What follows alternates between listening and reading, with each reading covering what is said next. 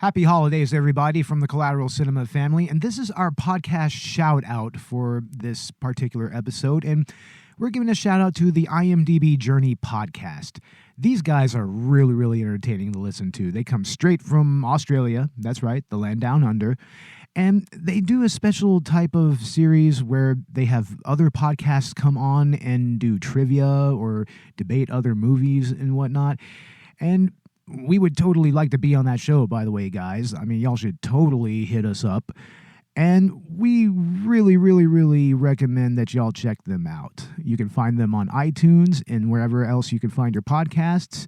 And right now, we're going to go ahead and get on with our show. And once again, everybody, from everyone here at Collateral Cinema Movie Podcast, have a happy holidays, a Merry Christmas, a Happy New Year, and expect a lot more from us in 2019. We are just going to give you a lot more entertaining podcasts about really awesome movies. We appreciate everybody's support this year. Our anniversary episode will be coming up in January. And with all of that said, on with the show.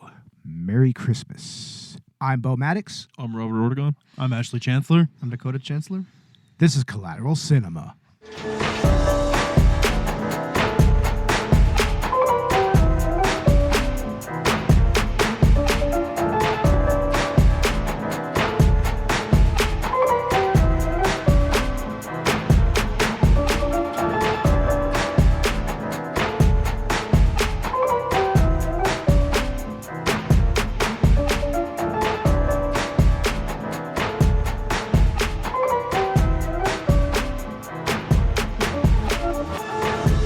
Welcome to Collateral Cinema, the only movie podcast that matters, where we focus on good movies, bad movies, and everything else in between in the world of cinema.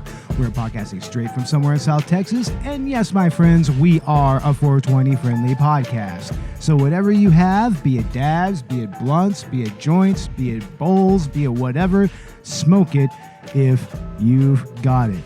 Merry Christmas, Happy Holidays, Happy Hanukkah, and Happy Kwanzaa. Happy Kwanzaa, exactly. Yeah, Happy Kwanzaa.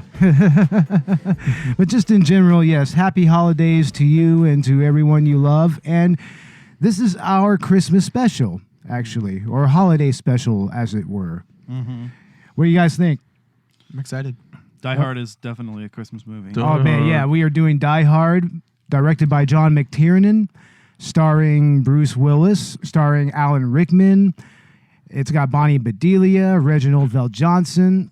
It's got a lot of really great actors. Great ensemble cast, honestly, right? Mm-hmm. Oh, man. I mean, and so many great performances here. I mean, and that's what part of what makes this such a great action movie. Oh, yeah. Hans plays amazing. Alan Rickman.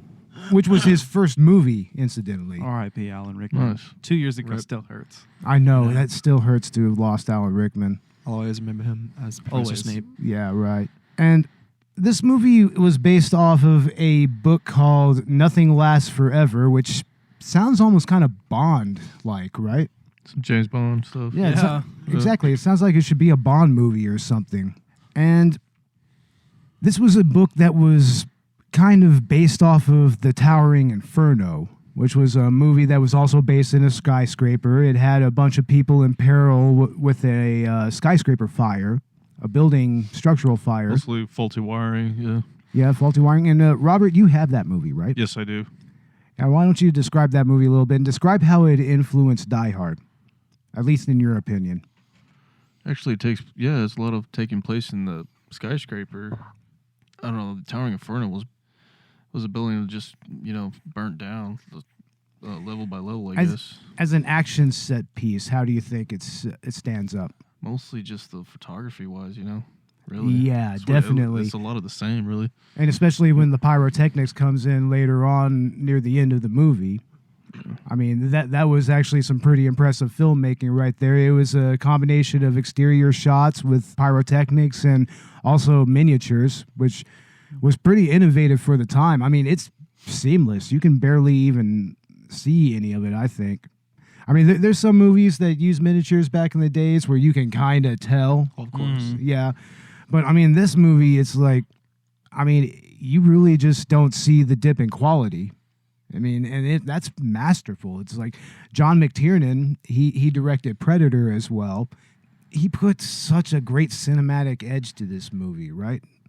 Classic action movie. Oh, yeah. It's one of the penultimate action movies of all time. Uh-huh. It pretty much set the whole lone wolf takes on a bunch of terrorists vibe, but it gave it more of a relatable angle to it because John McClane himself, he's not a typical action star, especially from the 80s. You know, he's not necessarily out of shape, but he is not a muscle-bound Arnold Schwarzenegger type, you know? Yeah. And that's pretty much what you saw in action movies at that time. That was your typical action hero.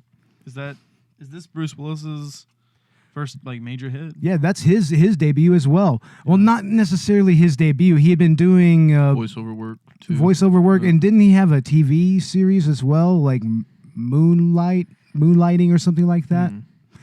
And he had a couple of smaller movies before this What's that as movie, well. Hudson Hawken or something, dude? Remember that? I remember that movie, but I don't think if that came before. No, before Die Hard. No, it's like right after. No. It's like early 90s. This is the movie that started you thinking that Bruce Willis is a badass. It gave you that established. Fifth Element.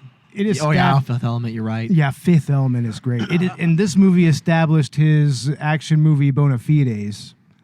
Like we said, it's his debut feature as a lead action star, and he fits it so perfectly.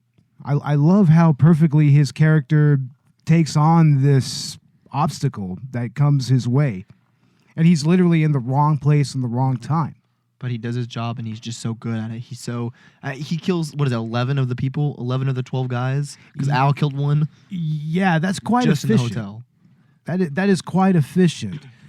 Yeah, Al killed one near the end. Yeah, He killed But he Carl.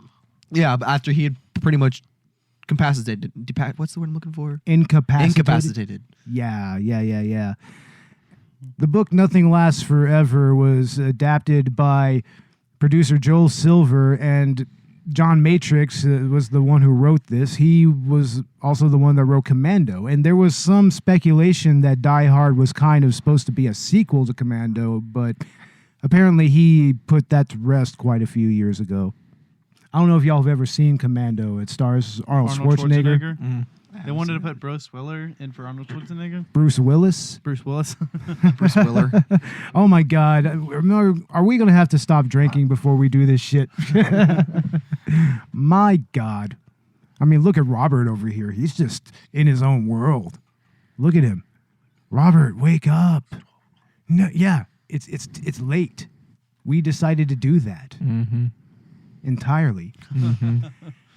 And the first movie that had a variation on John McClane's character was a movie called The Detective. And that's supposed to be based off the book that is Nothing Lasts Forever, supposed to be a sequel from, also called The Detective.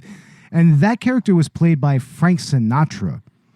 Like, Robert, have you ever heard of that movie before? No, I haven't. The Oh, that's Detective. why Frank was going to be in Die Hard? Yeah, this role was originally made for his character Joe Leland, which was his character in The Detective.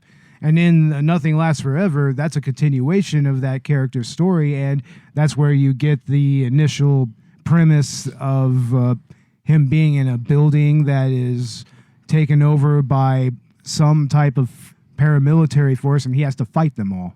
And yeah, Frank Sinatra was initially supposed to be cast as that character, but ultimately the movie was in production for quite a while, and ultimately he was just too old to go forward with it. They were trying to get everybody from Schwarzenegger himself to Stallone. They tried to get Mel Gibson. I think they even tried to get Don Johnson to do this role, but when they finally got to Bruce Willis, he initially, I don't think that he wanted to do it at first, but then he was eventually convinced to do this role. And I mean, we're all better for it. I mean, this is the quintessential action movie role and the quintessential Bruce Willis role. Yeah. I mean, let's face it, whenever you think of Bruce Willis, you think of John McClane. Either that or Corbin Dallas. Those are like his two main characters right there. You know, for being the first time I've seen this movie, I feel that way already. I like Red and Red 2. True. That's an okay character, but to me, he feels like an amalgamation of Corbin Dallas and John McClane a little bit. Yeah. He kind of has that, but then again, that's probably just because that's how Bruce Willis plays those types of characters anyway, Yeah. right?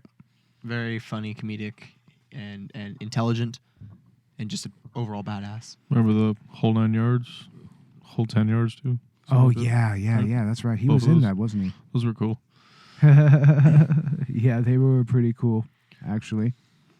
And originally, this movie had a even darker tone than it has, but the producer, Joel Silver, and McTiernan, they decided to kind of lighten it up and give it a bit of a kind of almost a jolly vibe to it. I mean, and you can kind of understand that, like, if you watch Alan Rickman's performance especially. I mean, he plays a perfect villain, but he's also very polite. He's very likable. He really only kills people when it's necessary for him to do so, according to his plan. And that's really because of how this was readapted from the original screenplay that was taken from Nothing Lasts Forever. Mm-hmm. Makes sense. And honestly, it's a better movie for it. It really is. Yeah. Honestly, it's what makes it so rewatchable is that, you know, you're not watching a bunch of straight up, it's not a body count movie. I mean, Yeah. only 11 people die in this movie altogether as far as terrorists are concerned, plus a couple of hostages. Yeah. So that's like 12 or 13 people tops. Oh, no. The FBI agents at the end, Right. they're also killed in the initial explosion. that Agent happens. Johnson and Special Agent Johnson, no Yeah, relation. No relation. Johnson & Johnson. A family company. But yeah, I mean, Bruce Willis was just perfect for this role. Yippee-ki-yay, motherfucker. Yippee-ki-yay, motherfucker. Mother cluckers. Mother cluckers. Oh yeah, The TV version. The TV version is infamous for having some hilarious edits and some hilarious stand-ins for profanity. Oh, yeah. Straight up, yeah, straight up says mother clucker. That's hilarious.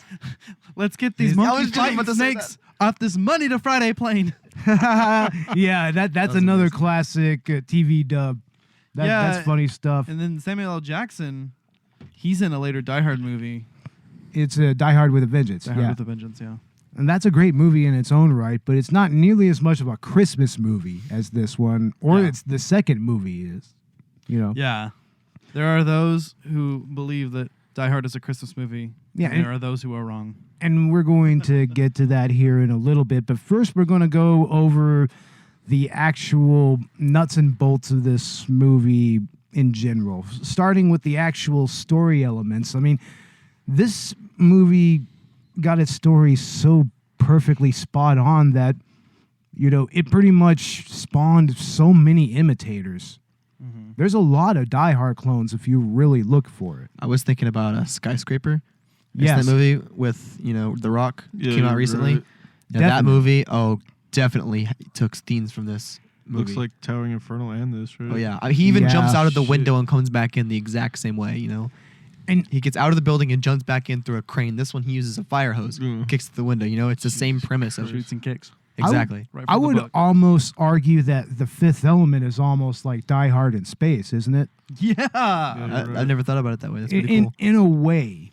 Multi-pass.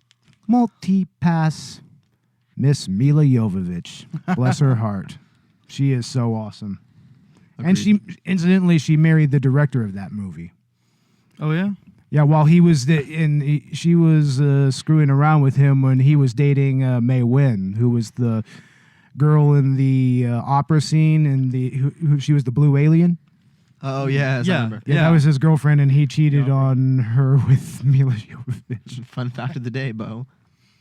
God damn it! It's like, damn you, Luc Besson.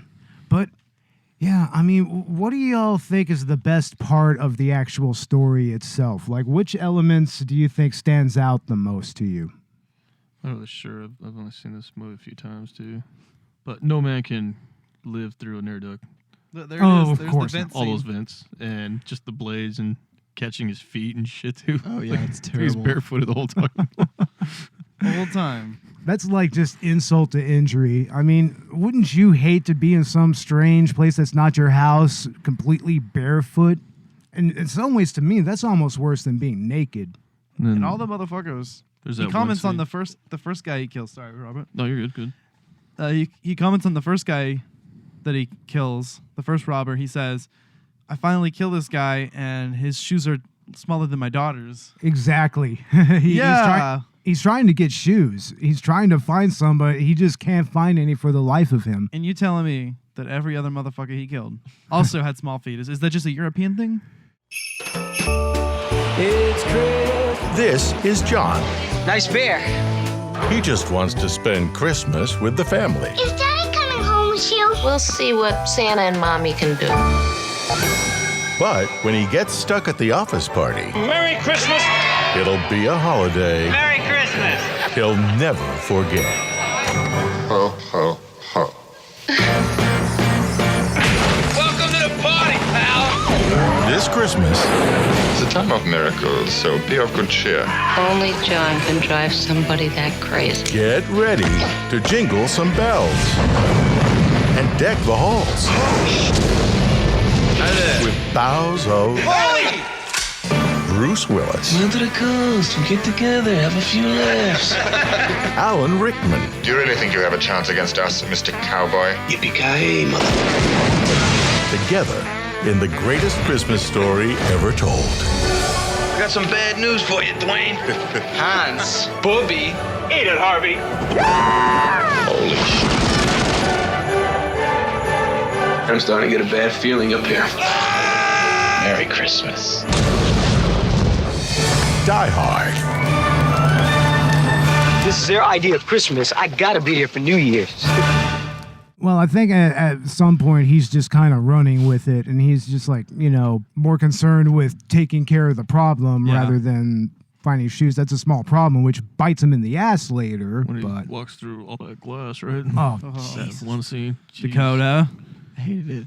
I have Yes. a very serious thing about broken glass. I hate it. Yep, I- I've done it. I'm not phobic against it. I just hate dealing with it because, just one tiny little sliver. That's all it takes to fucking just become a pain in the ass. Yeah, I've done it. I broke glass in my own room, stepped Yeah. on it.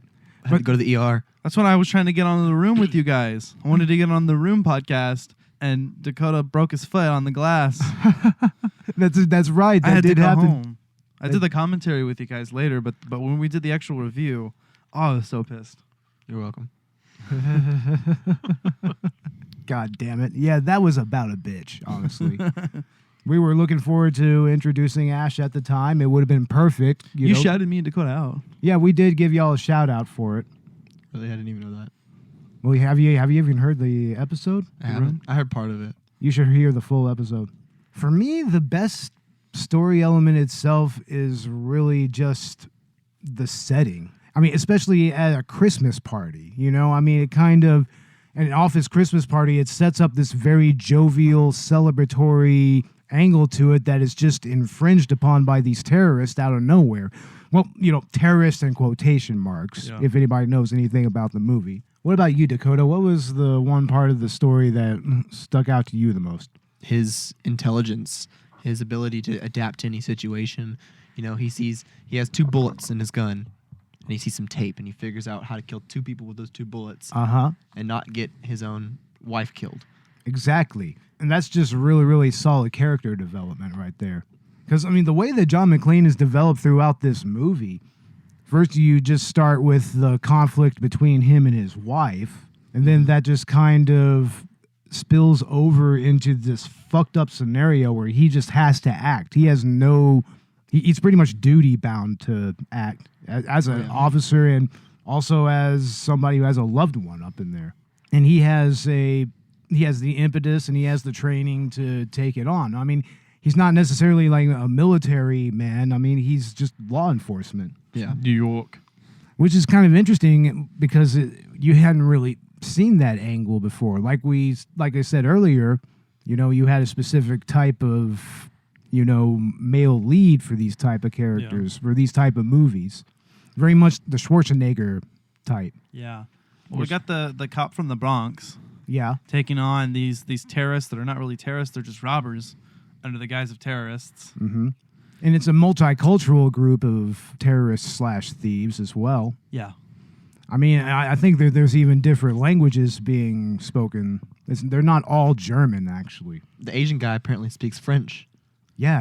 I saw that in the Cinema Wins video, which is very interesting. I mean, we like Cinema Sins and Cinema Wins. Very interesting YouTube channel. But Ash, what did you think was the best story element? Or what was your favorite story element? It's that classic action movie vibe. And in the beginning, Bruce Willis, you know, he's kind of playing it safe, but after the ho ho ho motherfuckers, you know, and then he keeps killing the terrorists, the robbers one by one, you know, and he meets Al. I loved the humor, I think, the most, along with the action. Oh, certainly. I mean, there's lots of humorous elements to this movie, and that's part of that lighter adaptation that McTiernan and the producer Silver was going for here. I mean, honestly, I don't think that this movie would really work without those scenes or without a character like Argyle. Argyle's my man. My guy. Yeah, he is awesome. He's a great character. So is Reginald Vell Johnson's character. That's another favorite part. He's a well-written character, honestly. These guys spending their Christmas Eves, and their wives are waiting on them. You know what I mean? They both play their part. Yep, exactly. They both play their part in this little. It's almost in many ways kind of operatic. Yeah. You know, I mean, it's an operatic action movie in many levels. Now, the actual action set pieces of this movie, that also helps set the tone for what John McClane goes through here. Like everything from the air ducts themselves, which are very infamous. You know, there's that infamous scene where he's like, now I know what a TV dinner feels like. Yeah, you know? he's crawling the air ducts. Yeah, he's crawling around the air ducts. That's with the lighter. I think that's pretty much where we first see that conceit, right? Right, Robert? Yeah, you're right. Yeah, that was where we first see the whole air duct conceit, which incidentally was completely debunked by Mythbusters. Turns out there's no way that you can actually fit into an air duct without falling through. Just a movie, yeah. Yeah, it's just movie bullshit, and without making a bunch of noise. There's just no way to do it. Okay. Thanks, Yeah. Mythbusters. Yeah, I actually love Mythbusters a lot. Yeah. Who doesn't? And they've done a lot of episodes that were talking about movies and different things that have been seen in movies, trying to see if that can be replicated in real life. So, yeah, they debunked this shit long ago. Also, another favorite set piece of mine is the unfinished construction levels that McClane is hiding out on. That was pretty interesting. Yeah, I mean, it was an interesting juxtaposition to the office party and the finished offices upstairs, you know. It showed that Nakatomi Tower, it was kind of hollow in those particular floors. Yeah. You know? It has an emptiness to it, but also it's still claustrophobic at the same time. And there's a great deal of claustrophobia in these set pieces as well, like the aforementioned air ducts. Just like the elevator scenes, too. And the elevator scenes, exactly. Yeah, the elevator scenes, definitely. It's like there's a claustrophobia to that as well, and also in the offices themselves. Like, for instance, where Hans and his henchmen set up their base of operations, it's in the main, the CEO's office. Yeah, his wife's office. No. Yeah, it's not the CEO's office. It's his wife's office. Yeah, exactly. Her pictures on the shelves and whatnot. And it is a very confining space. Definitely. I mean, office buildings in and of themselves are confining. And they're very much known for being kind of like boxes, you know, like most offices now, they consist of cubicles. So, yeah, I mean, there is definitely a little bit of I wouldn't say an imprisonment angle to it, just more of an entrapment angle. And it is this movie does have a lot of themes of entrapment. Hans and his team really entrap all of those hostages, entrap John McClane. And then they become kind of entrapped themselves in a way. They don't ever leave that building. No. None of them leave that building alive at all. And at first it's supposed to be by design. They were supposed to fake their deaths, but, John McClane fucked that up for them. Also, just the exterior of Nakatomi Tower. I mean, that in and of itself is iconic as all hell. And also, it's whenever the explosion occurs, I mean, it just really amplifies the chaos that's happening. And we all know from real life that is how chaotic those types of situations can become. And it is kind of quaint to look back on this movie here in, the post 9/11 era, especially since these technically weren't terrorists. They were thieves. Yeah, it was a heist mission. Yeah, it's a heist. And I think you see that again in Die Hard with a Vengeance. Not so much in Die Hard 2, which we should do its own episode on because that is a very, very, very complex movie in my own right. It's even allegorical in some ways. Die Hard 2. Regarding our foreign policy with our drug war.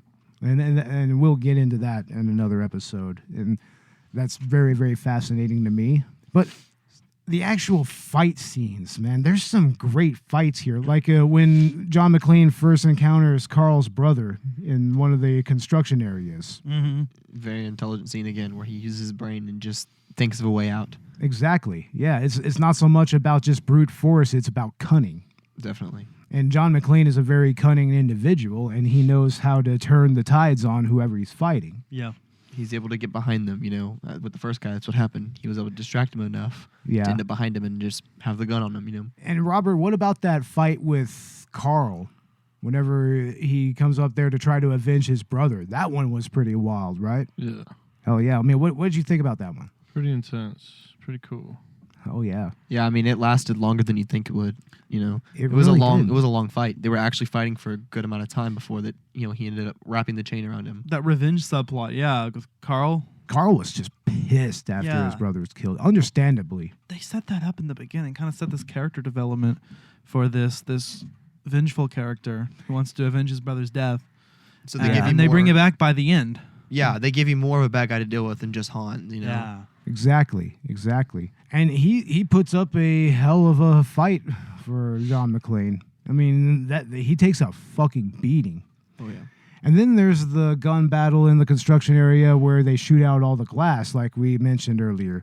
Like that is actually a really, really smart conceit, right? That was to show us, that the evil guys are smart too. Yeah, Hans is not. That is a smart Hans move. Yeah, it's tactical. Definitely. I mean, it's showing that these guys know a little bit about tactics. They know a little bit about urban warfare, which at that time was barely even a thing. I mean, this was in 1988. I believe that's when this came out. We were barely even so many years away from the first Gulf War, where we first started to see that sort of thing, or the Battle of Mogadishu. That's where we had our first encounter with that sort of thing. But, I mean, they actually know how to use tactics, how to fight asymmetrically. Mm-hmm. I mean, and they know how to go out with a bang, even. Oh, yeah. Because the initial aim of their plan was to fake their own deaths and get the fuck out of Dodge. What does he say? I read that in Time Weekly, the Asian Dawn. Oh, yeah, that's when they're giving out their demands. Yeah. And they're just bullshitting. Yeah, and then the FBI agents and Special Agents Johnson, fall for that shit and get blown up. Yeah, unequivocally, they totally fall for it. Yeah. And they were trying to kill the hostages, too. Yeah, those guys were dicks. They were throwing the hostages on the roof, and they didn't care if they died. They said, we'll lose 20 to 25% of the hostages. And that was Johnson & Johnson. Yeah, they didn't care either. Speaking of Johnson & Johnson, that leads to another great action set piece, which was the helicopter scenes over L.A. itself. Oh, yeah, I know what you're talking about. It's like, yeah, I mean, that was really, really awesome how they did that because they only had like a 3-hour window to do that scene. Seriously? Yeah, they did not have time. It takes a lot of time to coordinate a scene like that, and they had to literally slap that shit together and film it quickly. Wow. Mm-hmm. Yeah, because, I mean, they're taking up airspace in the city. Of course. I mean, so logistically speaking, I mean, this movie was quite a feat to pull off. in many ways. I mean, especially on location at the Nakatomi Tower, which isn't actually called the Nakatomi Tower. I forget what it's called now, but people still stop by there. They try to take photos, but for the most part, the security, they pretty much keep people away from it because of that. Nakatomi Tower? Yeah. Damn, that's cool. That's a real building Yeah, it's actually a real building. known as the Nakatomi. Yeah, I think it is actually in downtown LA, isn't it? I'm not entirely sure. Yeah, Dakota's got the laptop here. He's going to be our fact checker. Hell yeah. IMDb up. Bring up that IMDb. The IMDb Tribune, as We Hate Movies would call it. I wanted this to be professional, efficient, adult, cooperative. Not a lot to ask. Alas, your Mr. Takagi did not see it that way, so he won't be joining us for the rest of his life. We can go any way you want us. You can walk out of here or be carried out. But have no illusions. We are in charge. So, decide now, each of you. And please remember, we have left nothing to chance.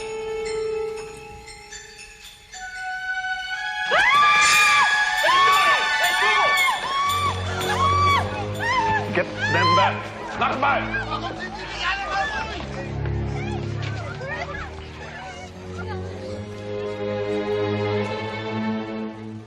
Now I have a machine gun. Ho, ho, ho. But yeah, we were talking about the humor in this movie. What is y'all's favorite humorous scene in this movie? Probably when he was in the air duct. Yeah, that's such a classic scene. Because he's just bullshitting to himself over this. I think all the scenes with Argyle.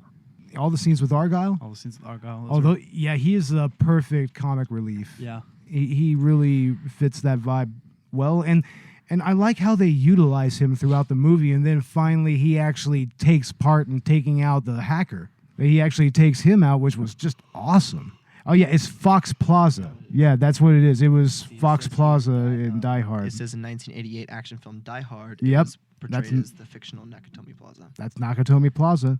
Hell yeah. And it still stands to this day. Go Dakota the fact checker. Hell yeah. That's what I'm here for. Yep, that's part of what we brought you here for. From now on, you bring that laptop, brother. Will do. Yeah, how about you, Dakota? What do you think is your favorite humorous scene in this movie? Humorous scene? Oh, goodness. Yeah, what do you think was a scene that you thought was pretty funny that stands out to you? Ellis's scene where he comes and makes the phone call, but it's Yeah. hilarious at the same time. Just to see Bruce Willis literally telling him to shut up, and he doesn't do it. And he's just bullshitting. It is all BS. He bullshits his way to his own death. Every single person knows it's BS too. Hans knows it's BS. Bruce Willis Fucking knows it's Ellis, BS. that asshole. Yeah, Ellis. Yeah. Everybody knows that it was BS. Yeah, totally. But He's trying to get himself killed. I mean, Apparently, he thought that he was suave. He thought that he could sweet Something talk like his that. way talked out him of and the shit. negotiate it, but he just ended up getting himself killed and putting John McClane's wife in danger. Yeah, exactly. Because after that scene, that's pretty much where Miss McClane is found out. A little while after that. Let's see now. What do I think is a funny scene? I think that a lot of the dialogue between Reginald VelJohnson and I agree. and Bruce Willis is actually pretty funny. Like a lot of their dialogue where they're just kind of bullshitting, trying to get to know each other a little bit. Not only is it funny, it's very genuine. You can tell that Al knows that John McClane is a cop. Yeah. Well, yeah. I He even mean, says it takes one to know one. Yeah. I'm sure. And Reginald VelJohnson, I mean, he's always been a funny motherfucker in his own right. I mean, he was, of course, Carl Winslow on Family Matters, which I'm not sure if you guys are old enough to remember that. I never saw Family Matters. Either by. So, so y'all don't know about Steve Urkel, huh? I know about Steve Urkel. Jaleel White. Oh, yeah, Jaleel White, the man. I think it would be great if somebody actually cast him in something like an indie horror film. What do y'all think about that? Indie horror. Don't get me Yeah, started. Not too bad. I mean, actors need to work, right? Yeah, and genre work is a pretty major thing now. I mean, pretty much any actor, if they really wanted, I think they could probably get some genre work if they really look for it. Mm-hmm. It just depends on what they want to do. Sci-fi, horror, Yeah, definitely. asylum Or films, whatever. thrillers, even just small, low-budget thrillers or horror. Yeah. Oh, yeah, definitely. And this movie has some iconic dialogue. Of course, yippee-ki-yay, motherfucker. That's the quintessential Die Hard line. But also, there's so many great lines from Hans himself. Yeah. You know, like, for instance, whenever near the end of the movie where he has John McClane's wife, and she's just like, you're just a common thief. It's like, no, I'm an exceptional thief, and since I'm upgrading myself to kidnapping, you better watch what you say to me, or something similar to that effect. Yeah. It's like, his lines are just so perfectly delivered and perfectly written, and that's why he is definitely the best villain of the entire series, like, hands down. Goober. I can see that. I mean, he just oozes charisma from every frame that he's in, and Alan Rickman is a huge part of that. Agreed. Yeah, I mean, just to think that was his first movie. Same with Bruce Willis. That was their first movies, their first real movies doing real work. Yeah. And I mean, Alan Rickman, he became a legend after this. Same with Bruce Willis. Like I said earlier, I will always remember Alan Rickman as Professor Snape. Of course, there's an entire generation that'll remember him as Snape, like unequivocally. The Potterhead generation. And he was in Galaxy Quest as well. Galaxy Quest. That one is so much fun. that. Is that kind of like what Fanboys is going to be? I don't know. Robert, you've seen Galaxy Quest? Yeah, it's great. What- It's a lot like Star Trek, a little bit. I'll be honest, I really haven't seen that movie. You haven't seen What? it? It's on Netflix. Nope. Star Trek parody. You got Tim Allen. You got You know what? Probably because it has Tim Allen, that's maybe stay away from it. But then again, it has Alan Rickman and it has Sigourney Weaver. Sigourney Weaver. Of course. It's like it's a, Sigourney Weaver is. By grab Thor's hammer, I shall avenge you. It's a Yeah. Star Trek parody, One just of like Justin Spaceballs. Long's first Yeah. roles too. Spaceballs. Oh, really? Justin Long? Right. Justin Yeah, Long. that's You'll see him in Justin there. Long? Yeah. Oh, yeah. Right on. I remember him. Yeah, he was in that, wasn't he? Yeah, but Robert, what is your favorite line of dialogue from this movie? Like, is there a scene that stands out to you in any way? Yeah, when he's in the air duct and he's like, "Let's get together. Let's have a few laughs. Be together." Yeah. You know. How about with the villains? How about the scene where Hans and John McClane finally meet face to face? That was pretty crazy, man. That dialogue, just the way that Alan Rickman gave that American accent, and just how John McClane knew that he was a terrorist just by looking at his watch. I mean, that was perfectly written, and the dialogue there is, I mean, if you want to stay alive, stay with me. That's another iconic line of dialogue, and that comes from that scene. Yeah. Yeah, My favorite dialogue, I think, was when Theo was talking to, when he was singing in the beginning, kind of Oh yeah. joking around. Well, no, he wasn't singing. That's right. He was telling us like a story, like a broadcast. Oh yeah, that's right. And, he's talking to the guy, and then he shoots the gun. He says, "Bam." That's just such a good scene. That he's such a good character. He's so funny the whole time. Yeah. Incidentally, that character, his actor, went on to play Balrog in the Street Fighter movie. That's why she said something about that. Yeah, which is awesome. I love that movie. I mean, there's a lot of people that think it's shit, but I'm just that and the Mortal Kombat movie is such a perfect double feature that, I mean, I want to watch those two movies here pretty soon, actually, if y'all are down. We're going to do Street Fighter or Mortal Kombat definitely on our gaming podcast. That'll be something to look forward to. Now, there's kind of a dual tone to this movie. Like we said, it's very lighthearted, but the violence in and of itself can be pretty, not necessarily graphic, but there's some gruesome stuff there. Yeah, I think this movie did a really good job with blood, for instance. I think they had the right amount of blood, not like too much where you're like, what is this? Is this one of these crazy Japanese movies? Yeah, but it's not like too little blood that it's unbelievable. So they had the right amount. It kind of made you, believe what's going on. Yeah, you need to watch your anime. I need to watch my anime. No, Dakota. Dakota Bo and I, we watch our anime. For the most part, I need to watch more anime. Honestly, I've slipped off on it a little Don't bit. start there. I'll just wait till we get to Perfect Blue or Akira or something like that. Akira. Yeah, Yes. we can do Akira. I would love to do that movie. There's a lot of things to discuss there, but I mean, there's the joking tone. It just kind of contrasts with the overall violent situation that John McClane finds himself in, and in some ways, it's kind of believable that people would use that type of humor to kind of, alleviate the situation a little bit. To me, that's what makes it the most relatable. That's what makes John McClane relatable. Even in some ways, the terrorists themselves are kind of relatable. I mean, like you remember when the one Asian dude, he takes his position and he's at the snack bar and he just really quickly grabs a Nestle Crunch. Yes. That's fucking perfect. And that just kind of shows that these guys are in the end just kind of, in their respective field of mercenaries or thieves working stips. Yeah, they're real people. They give each person a character, I mean, they're still criminals and they're still there to hold up a entire skyscraper full of people and steal money, but you really, really get to know that there's some real people there. Yeah, you can see real characters like the two brothers, Exactly. You can tell that they love each other because, one goes crazy when he dies. But man, why would you be borderline terrorists? Yeah. And not expect that your brother might die? Of course. Oh, yeah, you would have to accept it. But I mean, I'm sure that it was probably the circumstances of how his brother died that he was pissed. Mm-hmm. It wasn't so much that his brother was dead. It was just more the way that he was killed and who killed him. Mm-hmm. That's how I see that. That's what Carl was really, really pissed about. It was just like, oh, what the fuck? My brother's dead. How could he fucking be killed by this asshole?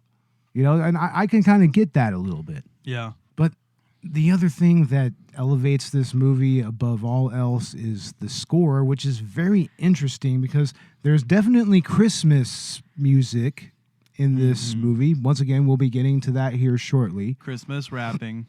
Yeah, there's Christmas Rapping by Run DMC. Man, I love that song, honestly. That's classic. Like, y'all listen to much Run DMC? Other than that song, no. Y'all need to listen to more Run DMC. Right, Robert? Sure. Oh, come on. Like you haven't listened to Run DMC before. Just a little bit, I think. Yeah. Come on now, Robert. Speak up, Robert. You can Hello? speak up, man. This is a podcast. I'm sorry. I thought that this was a podcast or something. I thought this was America. This is America. You're tearing me apart, Lisa. You're tearing me apart, Robert. Damn it. Vote Donald Trump. Oh, my God. What? See, this is what we have to deal with here at Collateral Cinema. All right, Robert, why don't you go step out the door? Yeah, I think you need time out. No, we're just playing, ladies and gentlemen. Guys, what did we tell Sarah when we kicked her skinny ass out of here? Oh, yeah, just go home, Go Sarah. home, Sarah. Oh, Sarah. Go home, Strike Sarah. 3.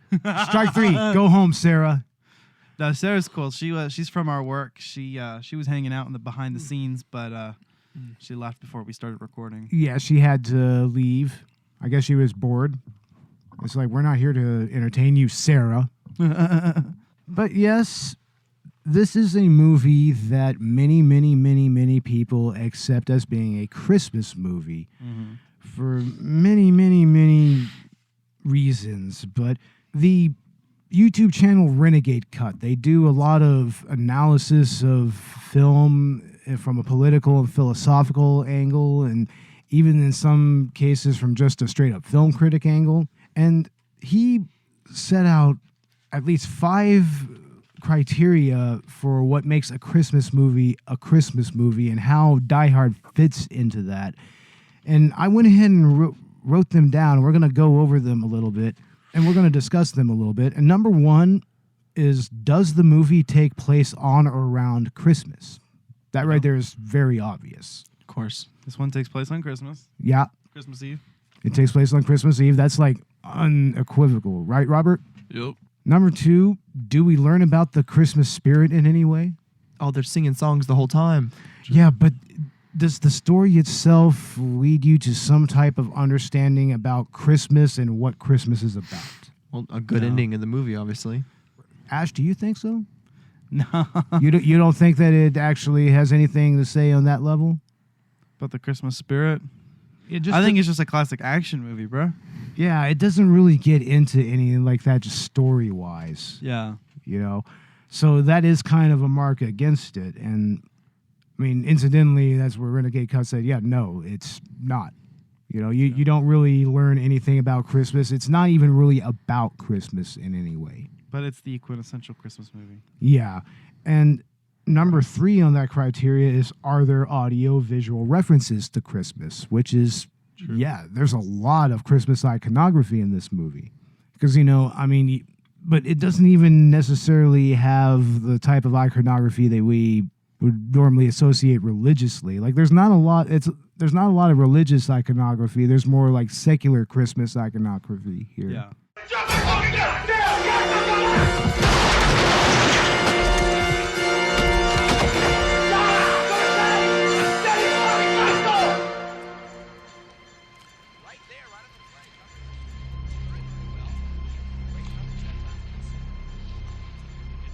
Oh, the hell with this.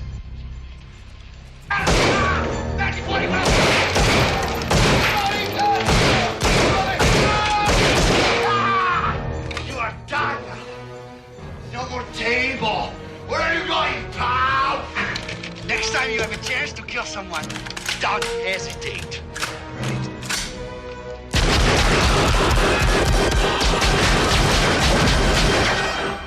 Thanks for the advice.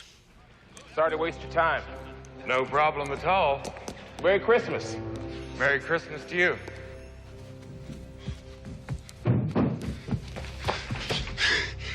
Oh, the weather outside is frightful.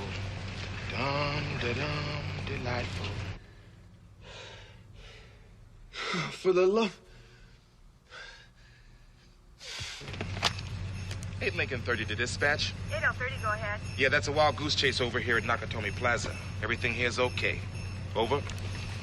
But nobody has no place to go.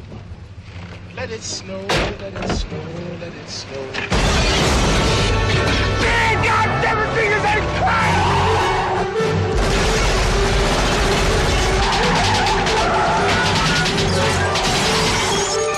Welcome to the party, pal. So, I mean, we're talking more like Christmas trees, you know, Christmas presents, Christmas lights, tinsel. Stuff like that is seen throughout the movie. And yeah, no nativity sets or anything, but, you know, Yuletide, holiday, Christmas party. Very basically. generic kind of, almost secular kind of Christmas iconography. Hallmark. And of course, there are the many Christmas songs on the actual soundtrack. Oh, yeah? Yeah. I mean... That's right. Yeah, I mean, there's like, what? There's Let It Snow. Yeah, Al sings that one. Yeah, there's the Run DMC Christmas song. Christmas rapping. There's Ode to Joy, which is typically kind of seen as a Christmas song. Yeah. Na, na, na, na, na. I mean, that kind of has a jovial, celebratory feel to it, which is something that we feel around Christmas. And, you know, incidentally, you know, they have Let It Snow, which is a Christmas song without actual Christmas iconography in it. It's not about Jesus. It's not about Santa or anything like that. Just winter. Now, is Christmas necessary to the plot? That's the next question. What do y'all think? I don't see any reason that would have to be, they'd be connected. No, there's no real connection to Christmas and the plot of this movie in any sense, other than that it happens at Christmas time, you know? This could have been done in mid-July. Yeah, nothing could have changed about the story if you would have put it in, like, let's say, St. Patty's Day or fucking Memorial Day or something like that. Yeah. It doesn't matter. There would have been no changes to this story at all. It's just very much incidental. But ultimately, the very last part of this criteria is, do people watch this movie around Christmas? And that is ultimately what nails it right there. Yes, I do. This is a movie that lots of people watch around Christmas. I mean, to be fair, lots of people have their own traditions when it comes to Christmas. I've heard of some people binging Lord of the Rings. Yeah, our family, We do. Dakota and I. We Yeah, around Christmas. year. And me personally, I have my own little tradition of watching some Mystery Science Theater 3000 and then watching a movie of my choosing with my brother on Christmas Eve. That's kind of a tradition that we have. Are you, Robert? Probably the Christmas Story all the time around Christmas. A Christmas Story? Definitely. Yeah, that's a great But not the live musical, right? Oh, God. Did y'all see the Nostalgia Critic episode on that? Yeah, I did. Oh, God. That's terrible. And there was Terrible. 3 hours of that. Yeah. Oh, my God. Have Matthew Broderick just fumbling his way through that? We ought to do a bad movie review on that one. We ought to. But I don't know if I want to sit through it. You had to sit through Master of Disguise, so you had to sit through this. Remember, we review good movies, bad movies, and everything else Yes, in we between. do. Yes, we do. But I don't know. We may want to do a Christmas Story as a good movie. No. No, Leave the room. Not the live version. Oh, okay. Yeah, the original Christmas movie, The Christmas Story, that's a great movie. It's an awesome movie. You'll poke your eye out. Yeah, part of that is the fact that the author is the one who does the actual narration. But in the live musical, it's Ralphie as an adult, right? Yeah. Yeah. No, Girls in no. pink bunny costumes. Ralphie's a weird imagination fantasy. Yeah. Yeah, but I mean, this movie has been adopted for viewing around Christmas time, and that pretty much nails it. It's a Christmas movie. Mm-hmm. There's just no real question about it to me. Yeah, definitely. In It meets fact- 3 out of 5 out of the criteria. Yeah, at least that's a plurality of it, I believe, at least. But also, I mean, I watched this movie with my brother like just last Christmas, actually. And in the second movie, though, the second movie is even more of a Christmas movie. It's even more overt because it takes place at an airport. During Christmas? Yeah, yeah, it's the week before Christmas. This guy has problems with Christmas. Yeah, it's all he probably shouldn't be traveling around Christmas Ever. because he runs into some bullshit. But that doesn't happen in Die Hard with a Vengeance, though. It's not Christmas time around that. But it's got Samuel L. Jackson, motherfucker. Oh yeah, Samuel L. Jackson. But I mean, Die Hard 2, like I said, that's going to get its own episode. It's fantastic and insightful in many, many, many different ways. But of course, the biggest part of what makes this movie what it is the cast. Yeah. If there wasn't this amazingly dynamic and diverse cast, this would never have been pulled off the way it was. I mean, it's just so perfect, like especially the relationship between Vel Johnson and Bruce Willis's characters. I mean, they're not even in the same room or on the same. They don't even share real screen time together till the end of the movie. They don't see each other at all. But they've been talking the whole time. Yeah. Exactly. They know each other pretty much in and out by the end of the movie. And I mean, that's just very much how Vel Johnson and Willis played those characters and played their relationship. And I mean, to me, they're like two of the most compelling characters other than maybe Hans himself in this entire movie. Yeah. I mean, we got Bruce Willis's first movie, Alan Rickman's. Bonnie Bedelia apparently is Mrs. McClane. Bonnie Bedelia, and she was perfect in it, but there's been a lot of criticism about how she's essentially just a damsel in distress, more or less. I mean, she supports her husband the whole time, though. Yeah, but honestly, everything's framed within the conflict between her and John, which is just like, man, somebody just needs to grow the fuck up there and just compromise. It's like, I mean, come the fuck on.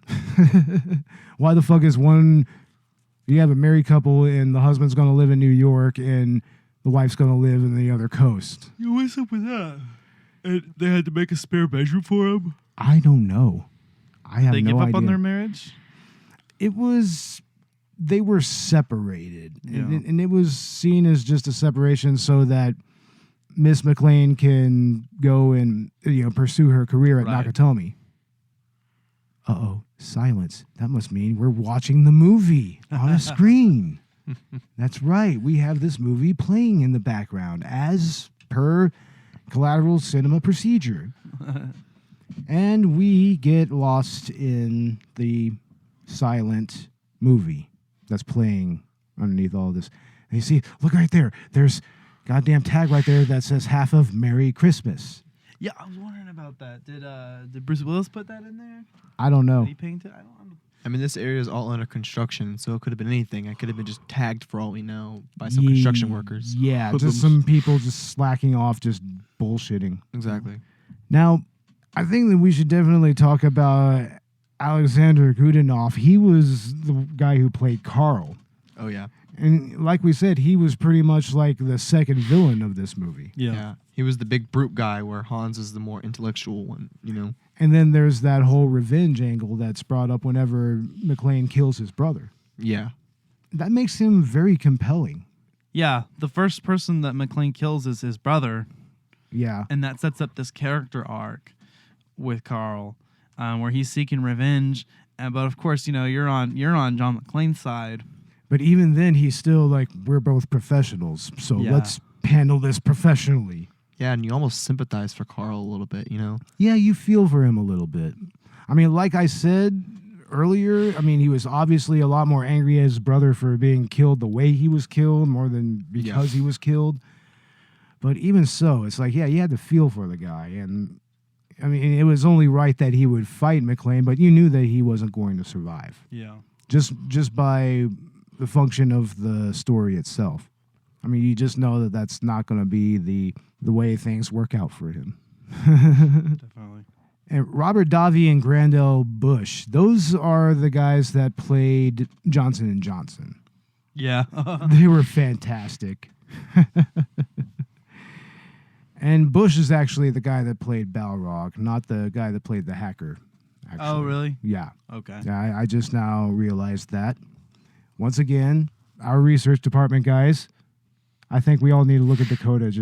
Oh God. Let's go. Let's blame Dakota for it. Like, where's our fact checking, bro? I'll blame Dave. He's not even here. Yeah, Jesus Christ, man. Get to work.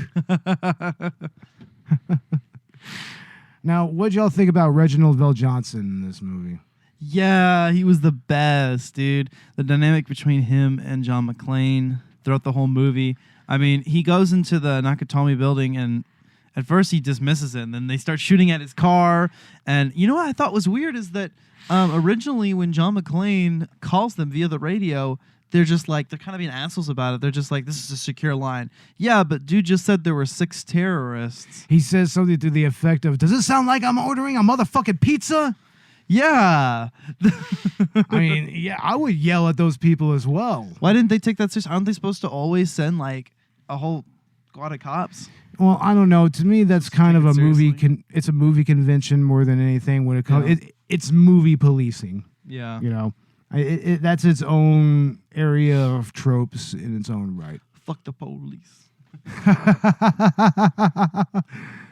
Yeah, straight out of Compton, right, Robert? Straight out of Compton. Sitting over there in your own world, straight just out be of like, San Antonio. Don't mind Straight me. from the underground. Don't mind me. Yeah, just don't mind Robert. Don't mind me at all. Yep, he's starting his Christmas break already. Isn't that right? He already has the beer. He already has the bud. He already has the food. No comment. No comment. Yeah. He already has his whole setup ready to go. Right, Robert? Right. I'm sorry. I've got to bust some balls here. You know. I mean, we don't do enough ball busting on this show, apparently. So Looks like it. And Robert's on trial. Robert's on trial. You're on trial, Robert. You're going to be lynched. We bust your balls, Robert. We busted your balls, Robert. Who's your daddy? Dana Carvey's not my daddy. Dana Carvey's not your daddy? Are you sure? I don't know. Has anybody seen him in a while? I don't know. He seems to have disappeared, and rightfully so, after that fucking movie. How is it that, are we going to talk about Master of Disguise every single time? No, I don't know, man. It's like that movie's so traumatizing that it keeps rearing its ugly head into this podcast. I mean, we'll always talk about The Room and make Room references, but Yeah, Master of Disguise, I don't know. It was just so terrible. It's easy to quote. Just wait till we get to a worse movie. We'll have so many on our plate. We don't know what to do with them. Oh, my God. So, my God. John McTiernan, has he done anything else? Directed anything? Oh, yeah. John McTiernan, and he's directed a lot of movies. Didn't he do Hunt for Red October? Or is that somebody else? Robert? Was that with Sean Connery and like one of the Baldwin brothers? Yeah, that with Sean Connery. I think so, right? Yeah. I want to say that he directed that movie. He also directed Predator. Yeah. Oh, really? Yeah, he directed the first Predator movie, which was so badass. It's such a quintessential 80s movie. I mean, yeah, of course, there's problematic elements to it, but I mean, it's got Carl Weathers and all of them, and fucking Jesse Ventura. Jesse Ventura. Oh shit, that's right before a year before Die Hard. Yeah, a year before Die Hard, exactly. And it shows, honestly. I mean, Predator is a pretty action-packed and cinematic and structurally sound film, really. Another really good action movie that is, set apart for its time. And it has the sci-fi elements to it and a little bit of a horror element to it. Remember those old Mickey Rourke movies? Oh, Mickey Rourke. It kind of reminds me of this a little bit too. Oh, really? Which movies were they? Like stuff in like '86. I forgot what that was. I remember like Danny Terrio being in one of them. Oh, yeah. Like when he was his bad guy, now it's his reverse, vice versa. Danny Terrio's got the lead roles now to his Mickey Rourke. It's funny. Damn. Mr. Mystery Guest. Are you still there? Yeah, I'm still here. Unless you want to open the front door for me. No, I'm afraid not. But you have me at a loss. You know my name, but who are you? Just another American who saw too many movies as a child. Another orphan of a bankrupt culture who thinks he's John Wayne, Rambo, Marshall Dillon. I was always kind of partial to Roy Rogers, actually. I really like those sequin shirts. Do you really think you have a chance against us, Mr. Cowboy? Yippee-ki-yay, motherfucker. Well, I mean, like we said at the beginning of the episode, there are a lot of clones of this movie, and that's no difference right there. Also, I mean, the Under Siege movies, those are definitely Die Hard clones. Dark Territory. Dark Territory, yeah. I mean, there were a lot of other weird little one-off movies that tried to be Die Hard. Like there was that one that had Patrick Stewart as the villain, and it was at a prep school or a boarding school or something like that, and there was this kid, and he was the McClane character. Like, I don't remember what it was called. I don't even know if it's on DVD or anything like that, but it's pretty much just Die Hard at a boarding school. Yeah. Yeah. Now, what movies do you guys consider holiday movies that otherwise wouldn't be holiday movies? Wow, that just completely killed the fucking room. Jesus Christ. What? I mean, y'all guys had to think? Really? Y'all had to think about that? What about Gremlins? Gremlins is definitely a Christmas movie, but that's a little more outright. I'm talking about a movie that you would watch that wouldn't normally be considered a Christmas movie. Home Alone. Friday After the Next, mostly. Friday After Next? Yeah. See, that's a good example right there. There Home you go. Alone is a Christmas movie, Dakota. Yeah, but it doesn't need Christmas. It does need Christmas. Yes, it does. That's the whole premise. They left for Christmas. The kid still would have beaten those guys. Don't worry about it. Even so, it's still a Christmas movie. I disagree. This motherfucker's going to disagree that Home Alone is not a Christmas movie? It's a Christmas movie? What the fuck? It was Christmas twice in Home Alone. Yeah, there were two of them. And Donald Trump was in the second one. No! Why would you ever say something like that, Bo? Oh. It's as bad as quoting Master of Disguise. Oh, God. Oh, God. Honestly, I want to make a tradition of watching The Room around Christmas. Great idea, Bo. Yeah. I mean, I think that actually is a movie that for some reason has a holiday feel to it. It's a great idea, Greg. It's a great idea, great. But once again, we're just shoehorning The Room into our podcast again because we just have lots and lots of love for that movie, and it's never going to end, folks. Great Hollywood movie. We make movie. That's right, Greg. We make movie. Love is Blind, Bo. But what are y'all's favorite outright Christmas movies? Jim Carrey's Grinch movie. That's a pretty okay movie. I think Ron Howard could have directed that a little better. I think it's a little. But come on, Jim Carrey's performance. Yeah, his performance is fantastic. It's so funny that I didn't want to accept they're going to do another Grinch movie, but I respect Benedict Cumberbatch quite a bit. So Yeah, I watched the new one, but Jim Carrey's performance is gonna be hard to top. Yeah, it's because he still retained the asshole nature of the Grinch. Yeah. Well, let's face it, the Grinch is just an asshole. Yeah.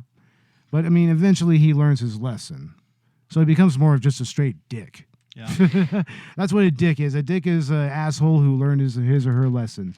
Yeah. My favorite Christmas movie is probably The Polar Express. Polar Express, really? The animated Tom Hanks. one? Yeah, Tom Hanks. Okay, Oh, I'm gonna that's just say, beautiful. no love for Jingle all the way. Put the cookie down, Jingle all the way. Turbo Man. Turbo Man.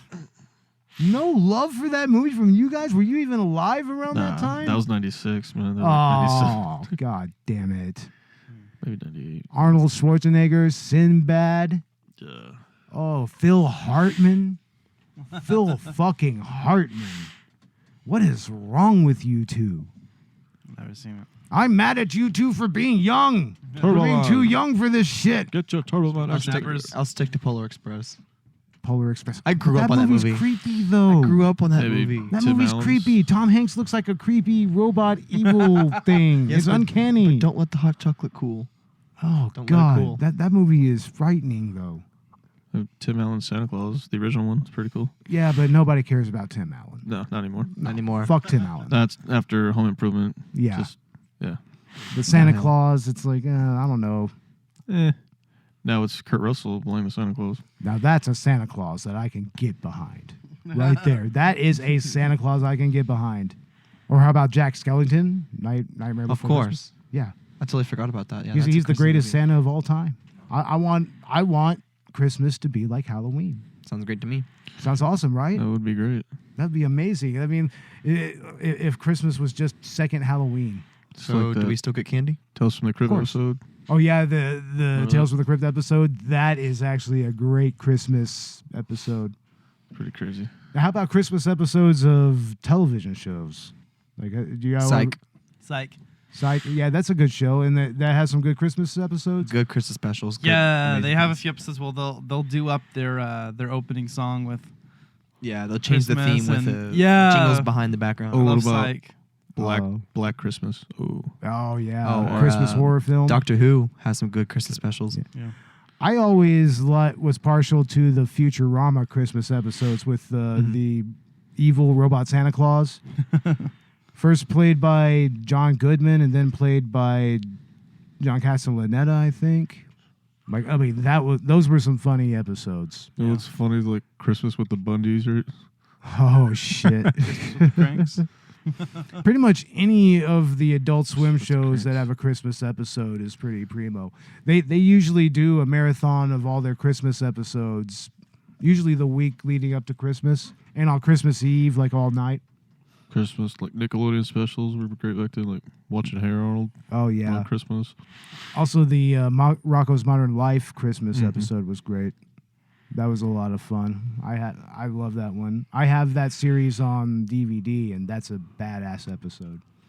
And also, Mystery Science Theater did a movie called Santa Claus Conquers the Martians, which is kind of a holiday classic in its own right. Yeah. And oh my God, y'all should see this movie. It's fucking great, man. Yeah, Santa Claus goes to Mars. The Martians all look like green men. There's a Martian that looks an awful lot like Friedrich Nietzsche, and he's an asshole. He's got the mustache and everything. It's like, yeah, that's fucking a great episode. Well, Bo, I hate to say it, but I'm speaking for the crowd here, but now Die Hard is my favorite Christmas movie. Definitely. It is the best Christmas movie Yeah. ever. This is going to be a tradition from now on. Yeah, watch that and then the second movie, back to back. Sounds good. And then watch The Room. Without a doubt. I was like, last. Yeah. What was it you said to me before? Yippee-ki-yay, motherfucker.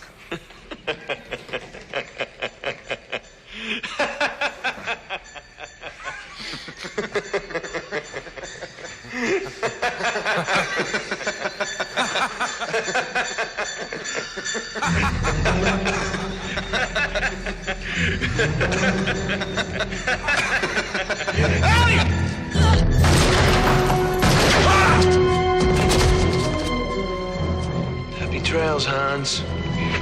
Well, we're going to go ahead and wrap things up. We're going to give our final thoughts, starting with Robert. And go in depth, Robert. Tell us, what are your real feelings about this movie? I really didn't get to see it that much. I've only seen it twice, really. You've only seen Die Hard twice? Yeah.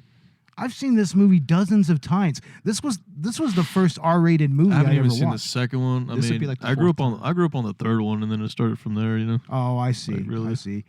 I think that's probably a pretty common thing. A lot of people probably became aware of Die Hard with a Vengeance in the 90s. They probably that was more of like the 90s generation. See, I was born in '89, so it's like I really didn't see that. That was the Die Hard for the 90s generation, so that's understandable. Mm-hmm. Ash, what are your final thoughts for this? I love the action tropes. I love the humor. Yeah. I love Bruce Willis and Alan Rickman in this. It's just so classic. Even with some minor continuity errors with the shirt that Dakota kept pointing out. Oh, that's right. We didn't even get into the shirt. Someone explained to me why in one scene he has a white wife beater and in the next it's green. Forest green. Tortoise green. I don't care what color. It's green. And then he's shirtless. And then he's shirtless, which out of nowhere. It's supposed to be dirty, man. Symbolizing his journey. Yeah, it symbolizes his journey into gaining his wife again. I don't know. And killing terrorists. All right, Dakota, what are your final thoughts? Well, besides the terrible continuity issue, I really appreciated the connection between Hans and Bruce Willis's character. Yeah. They shared this connection. They'd never seen each other for the first good 2/3 of the movie, but for a while they're talking over the radio, and so they learn each other's character instantly, Yeah. And it's really cool to see not only Bruce Willis do it, but Hans to come back and do the same thing. Yeah, definitely.